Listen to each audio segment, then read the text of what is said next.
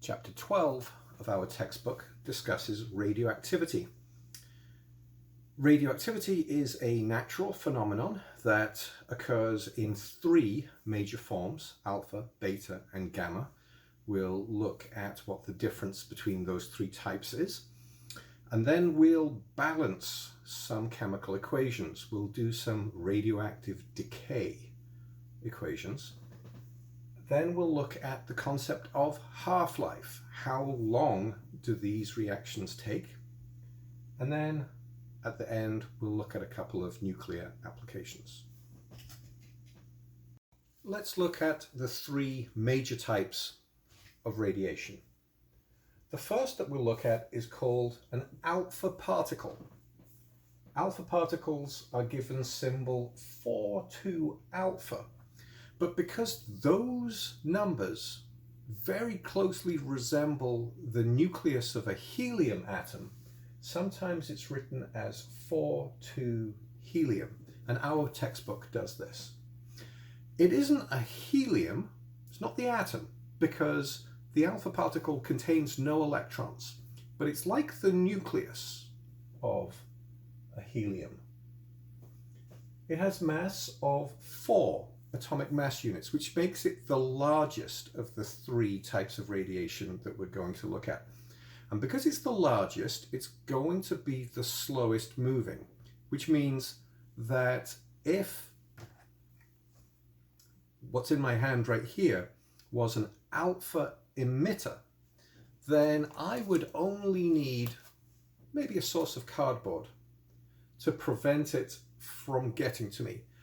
Alpha particles are very easily blocked, so they're not an exposure hazard.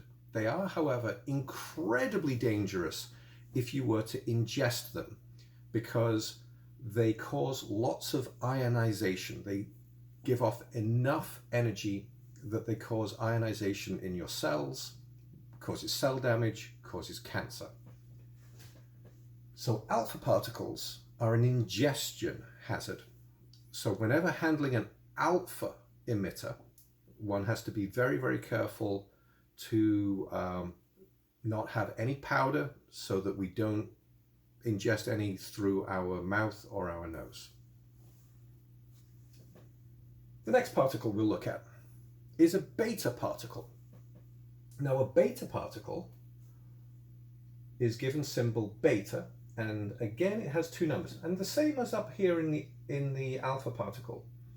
The number at the top is a mass number, and the number at the bottom is an atomic number.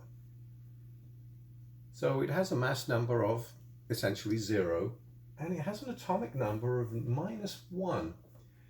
This is an electron. Beta particles are just like fast-moving electrons, and because they're electrons, they have a very, very small mass, so not anything that we need to record.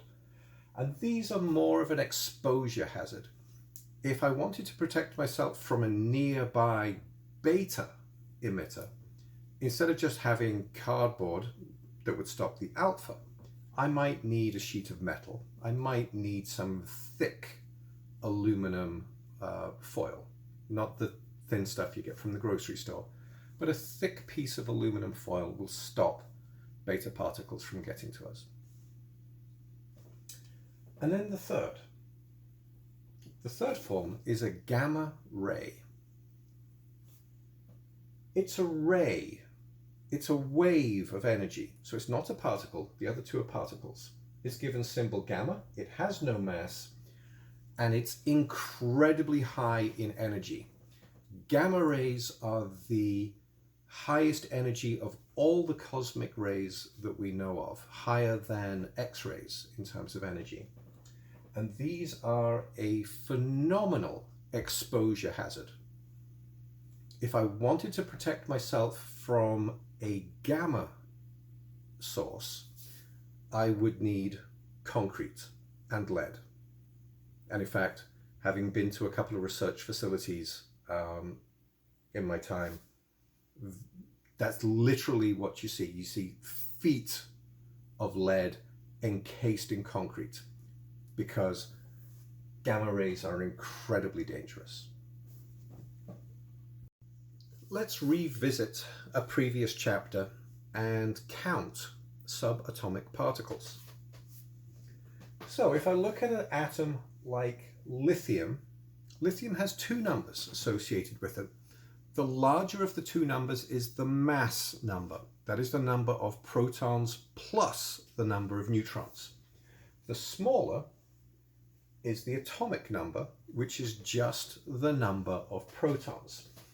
So if I were to look at the number of protons and neutrons and electrons in a lithium, I would find from its atomic number that it has 3 protons.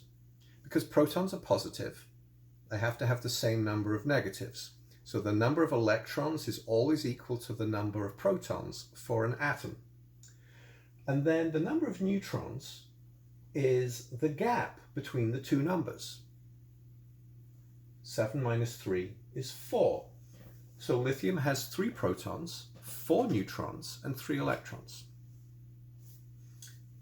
If I look at sulfur, which is larger now, I have an atomic number of 16 protons, which means also 16 electrons, and a mass number of 32, which means I have 16 neutrons.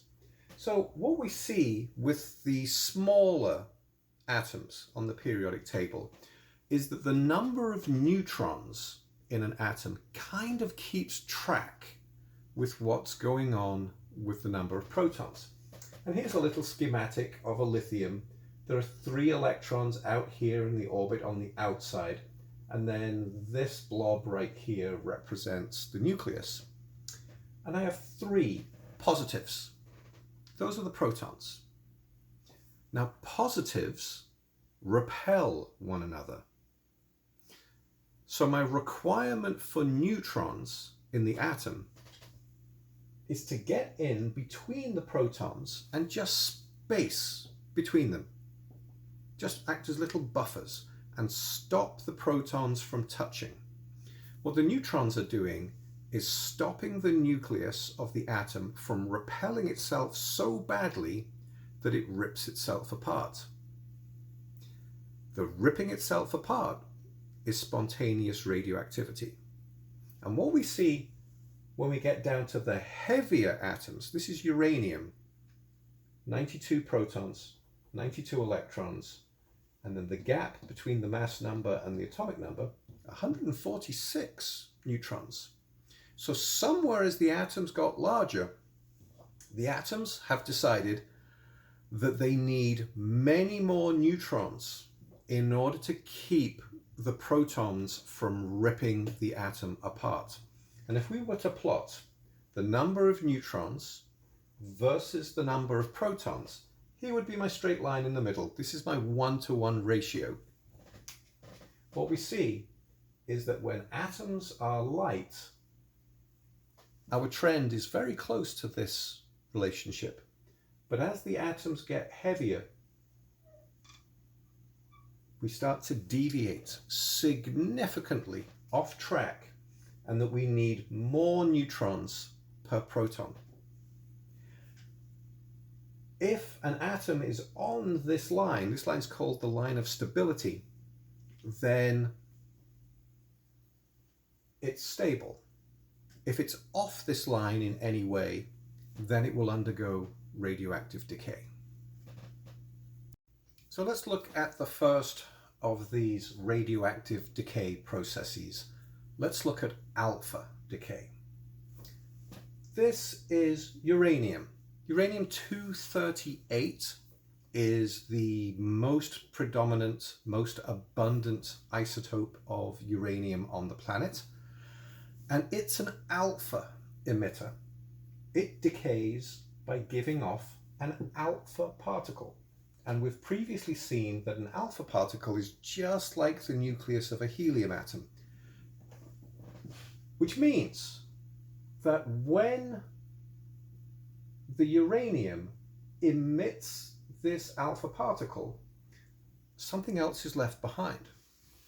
That the mother nuclide makes a daughter nuclide, a smaller atom. And the gap here is 2 234, and 90. The arrow is just like an equal sign.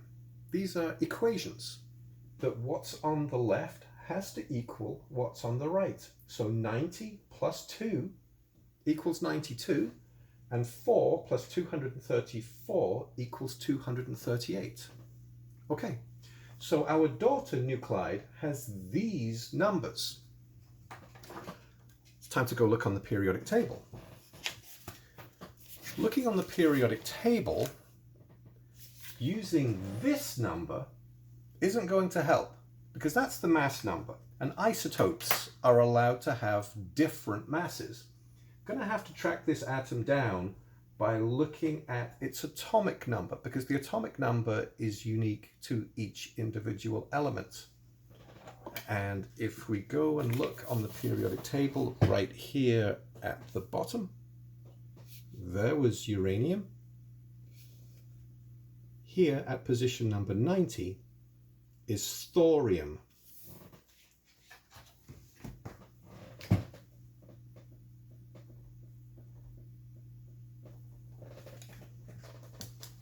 So uranium-238 decays, emits an alpha particle, and turns into thorium-234.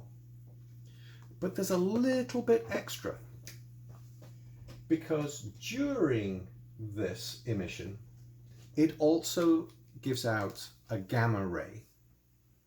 It was Einstein that made himself very famous by figuring out that if you add together the masses of the daughters, they don't quite add up to the mass of the mother.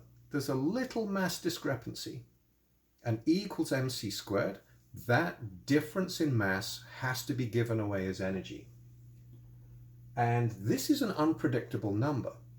So sometimes people will foolishly say, oh, I've done the math and I'm predicting this will be an alpha emitter, so I don't have to worry about it because it's only alpha radiation. I can protect myself from it by simply putting it in a wooden box, not realizing that it's also giving out gamma radiation.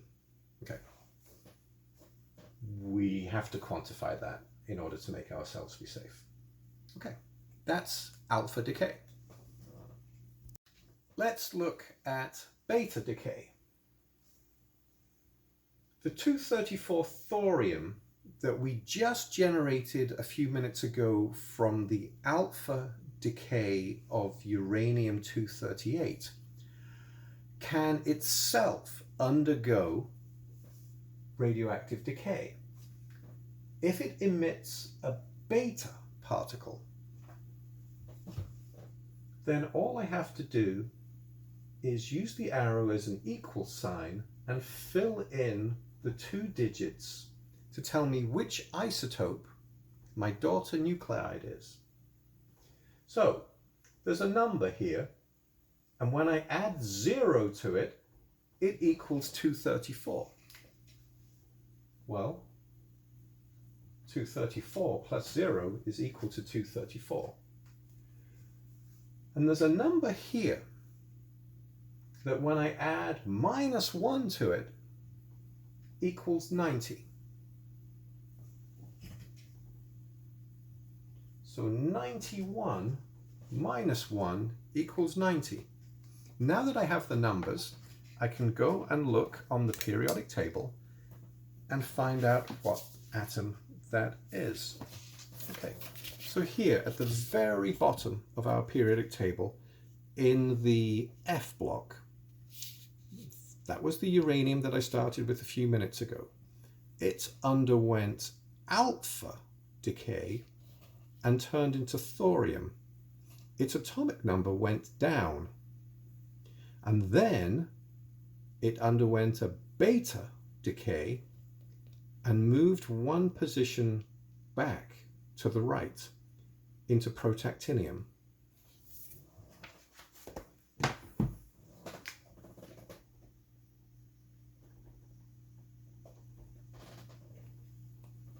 So I've been able to balance my equation. Don't forget, because of the mass imbalance in both the alpha and the beta decay, that a gamma ray is emitted. There is no specific balancing equation or process in the textbook that you have to learn for gamma radiation, because gamma radiation is allied to alpha and beta emission. So, radioactive materials exist, but they're constantly decaying and turning into something else. So we have to ask ourselves, how long am I going to be able to hold on to the radioactive material that you give me? If it's going to constantly turn into something else, I need to be able to quantify that. So there's a concept of half-life, given symbol T half. And half-life is the time that it takes a radioactive sample to decay to half of its original amount. And we can think of this in terms of just pure science and amount, or we can think of it other ways. We can think of it as losing money at the casino, because the concept is this. If I go into the casino with $1,000, and the rule is that every hour I lose half of my money. In the first hour, I've lost half of my money. That was $500. I've got $500 left. In the next hour, I will lose half of my remaining money. That was $250. In the next hour, I will lose half of my remaining money. And the trend just keeps going like this. And we get a curve that looks like this. This is an exponential decay. Because we're constantly making this number smaller and smaller and smaller here, it never actually gets to zero. And it doesn't matter when you start observing, because you can see this trend at any point. If somebody told you, go ahead and see what that guy's doing over there, and you catch me here, I've already been in the casino for 2 hours at this point, but you can still see that every hour I'm losing half of my money. Every hour, every half-life, I'm losing half of my activity. So, how can we use this to our advantage? Well, once we know what a half-life is, we can find an application that suits that. And we have a number of applications in medicine. One is as a radio tracer. This is an injectable radioactive dye that they will inject into your bloodstream and then go and see where your blood is moving. Or we can have it attached to specific components in your body and see where those components are going. Iodine-131 has a half-life of 8 days, which makes it perfect to be a radio tracer for medical use, because that means on the day of your test, you are radioactive. But 8 days from now, you will be half as radioactive as you are right now. And 16 days from now, you'll be a quarter. And it just continues like that. However, things like uranium-238, which has a big commercial use in nuclear power, it has a half-life of 4.5 billion years. So whether we like it or not, the uranium that is on our planet now basically is always going to be here, because it's going to take 4.5 billion years for the amount of uranium that's on the planet now to decay by half. The most well-known application of half-life is carbon dating. Carbon dating works on the concept that everything in nature that is alive contains the same percentage of radioactive carbon-14. So carbon has 3 isotopes. They're carbon-12, which is 99.9 something % abundant, and then carbon-13, which is a trace amount, and then carbon-14, which is a tiny amount of all of the carbon that's in existence.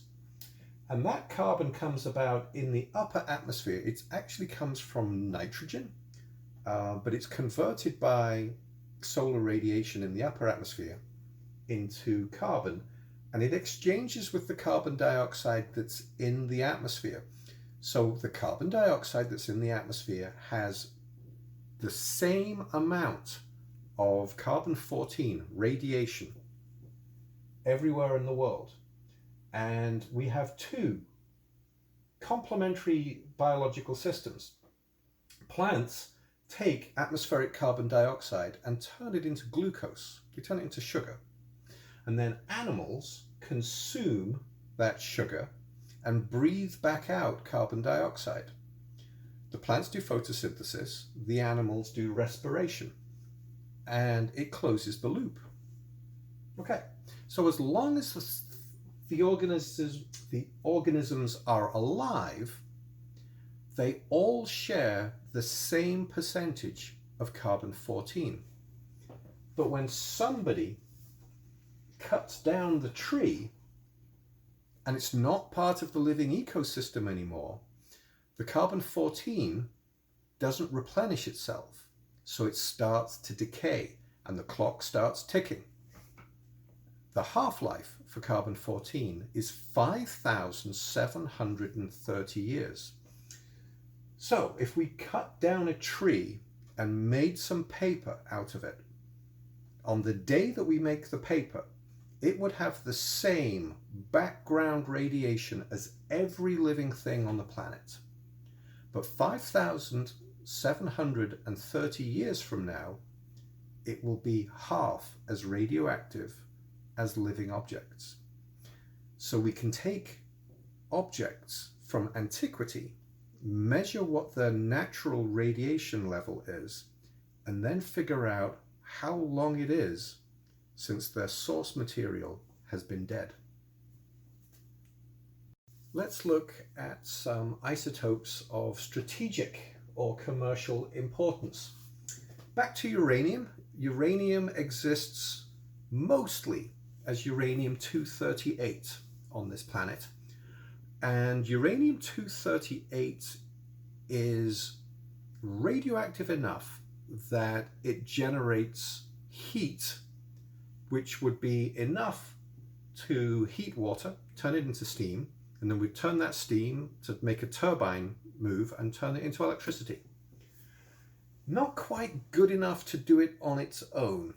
It needs a little help from one of its minor isotopes, uranium-235. Uranium-235 is a lot more fissile. It breaks apart a lot easier, much more radioactive, which means its primary use is in strategic defense. It's weapons grade uranium. But if we take all the uranium that we have in a sample and we increase the percentage of 235 that's in our sample above and beyond what's occurring naturally, then what we've done is we've enriched the uranium. If you hear on the news a story about enriched uranium, it's that it has a more than natural abundance of 235 in it. To do the opposite, because if we're finding 235 from somewhere, that means that somewhere else on the planet we've made uranium-238 be purer, it has been depleted. Both of these have uses. Enriched uranium gets used in power stations as fuel rods that generate enough heat to boil water to turn a turbine to create energy. They're also used in nuclear weapons. Depleted uranium, well, think, if you've got a metal that has a mass number of 238, then that's a very heavy, very dense metal. So depleted uranium is used in traditional ammunition. That we take a bullet, not just a regular bullet that you would fire from a gun, but like an artillery bullet, a higher caliber, and the very, very tip of the ammunition has a tip of depleted uranium in it, so that when we fire it at a big, heavy metal object like a tank, that it pierces the armor of the tank. The other really important, strategically important isotope that's out there is 239 plutonium. Now, there are multiple different designs for civil power stations. The most popular out of the late 20th century into the beginning of the 21st century is called a PWR, pressurized water reactor, and it runs on enriched uranium. There is another type of reactor called FBR, fast breeder reactor. Nobody's building these anymore, but what they do is they transmutate the elements and they form plutonium, which can then be used in weapons systems, because plutonium is very, very fissile, and it's what we would like to use in nuclear weapons. Of course, we don't want to ever have to use nuclear weapons, but these ones are more effective than those ones. If anybody builds an FBR reactor, we have to question what their motives are, because this much, much less dangerous route with the PWR will give you electricity. There's no reason to build this type of reactor, the FBR, unless you want your own strategic supply of plutonium. And we don't have to look back very far in history to find nations that have claimed, I am about to embark on a peaceful civil engineering project. We're going to enter the world of nuclear power, and our first reactor is going to be an FBR. They're not pursuing electrical generation at all. That's a weapons program in disguise.